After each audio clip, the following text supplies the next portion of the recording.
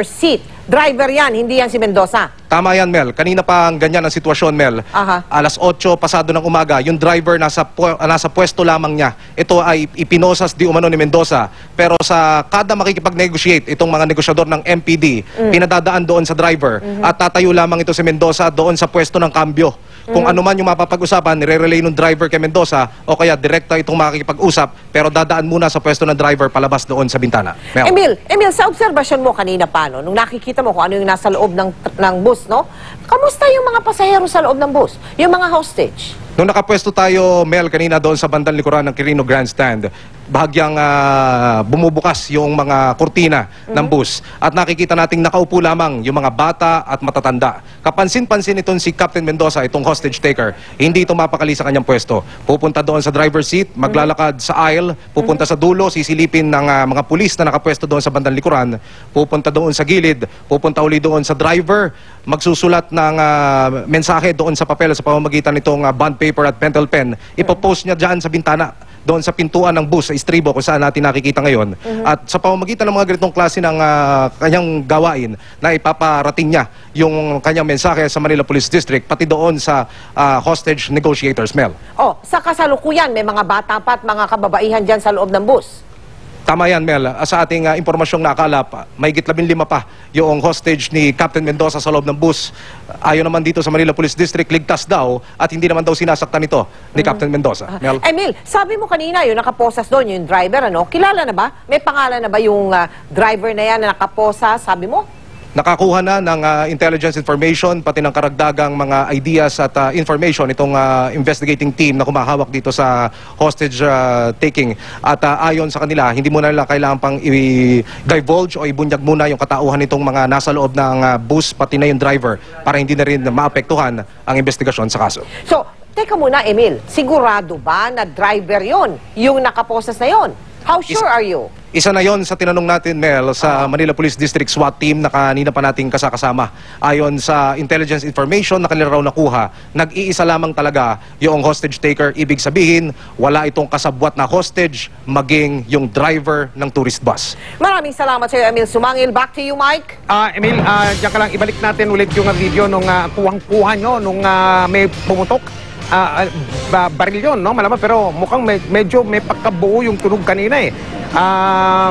Doon kanina, Emil, yung video na kuha, pwede mahuhulit pa natin yun. Yan yun, kasamang Mike. Ito ba yun? Ito na? Yan yung negotiator, yung dalawang nakapayong na negotiator. Yan, naka-orange. Ito na. Ito na. Ayun. Medyo nagkaroon ng scuffle sa loob, Mike, kung napansin mo. Ayun. At tagos doon paliwanag ko rin lamang, Mike. Yung dalawang negosyador na kasama, yung nasa pagitan, yung medyo mababa ang height, yan ay hinuli na kanina ng Manila Police District dahil sa pagdadala ng baril at basta-basta na lamang pumasok dito sa perimeter ng Manila Police District. Pumunta doon sa bus, hinarang siya nung perimeter security, pero ang naging problema, bakit ito may baril? Nang kapkapan ito ng mga pulis kanina, may baril ito, siya rin yun. Yung video na nakita nyo nasa gitna kanina at yung pulis na hinuli ay iisa lamang. Yun ang aalamin natin kung anong talagang punot dulo nito. At kung sa mga karagdagang kaganapan dyan sa bus na yan, babalikan ka namin dyan sa kilalalagyan mo, Emil Sumangil sa Belo Reta. Maraming salamat, Emil. Nagsimula po ang hostage taking pasado alas 10 pa ng umaga kanina. Maayos daw na nakisakay yung suspect doon sa bus ng mga turista. Pero hindi pa man nakalalayo ang bus. Nagdeklara na ito ng hostage. Nakatutok si Teresa Andrada.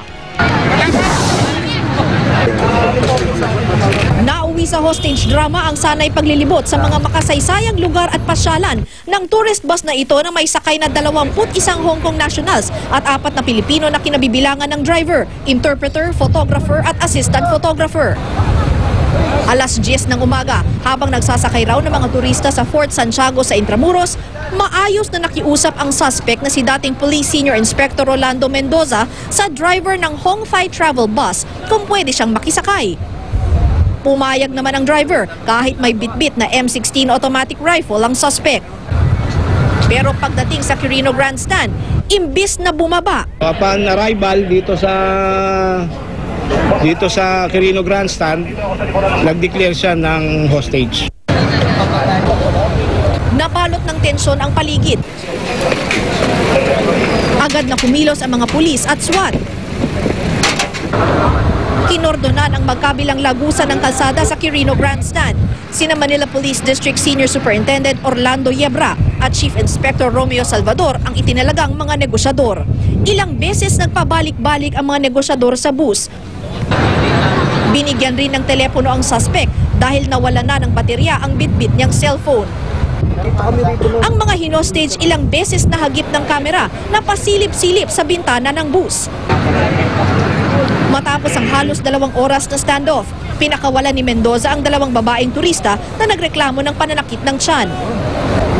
Bago magtanghali, 4 pang turista kabilang ang 3 bata ang pinakawalan. Pasado 1:00, ang nakatalukbong namang ito ang pinalabas.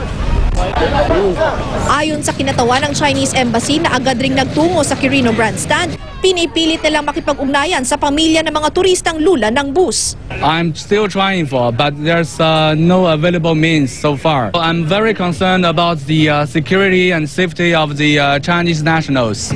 They are innocent tourists. Wala raw perang hiniling ang suspect, bagkus nagbuhos daw ito ng sama ng loob sa pagkakadismiss mula sa serbisyo noong 2009 at hiniling na pabalikin siya sa pagiging pulis. He is fixing the resolution of his case. Siyempre, inaayos niya yung kanyang mga kaso at isa nga ron, yung kanyang motion for reconsideration sa ombudsman.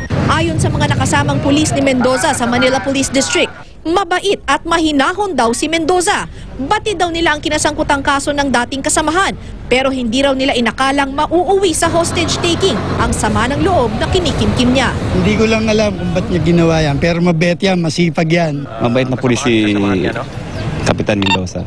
Ano pa? Anong Masipag. Siyempre may kaso, parang patong-patong na.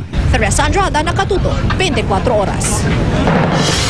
Kombinasyon po ng pakikipag-usap sa mga negosyador at pagpaskil ng mga mensaheng nakasulat sa papel dun sa may salamin ng bus.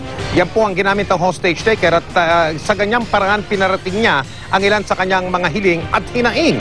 Maingat naman po ang pagtugon ng mga batikang negosyador ng Philippine National Police. Yan ang tinutukan ni John Veneracion na kasama po din natin live dito po sa Amerika ng Grandstand.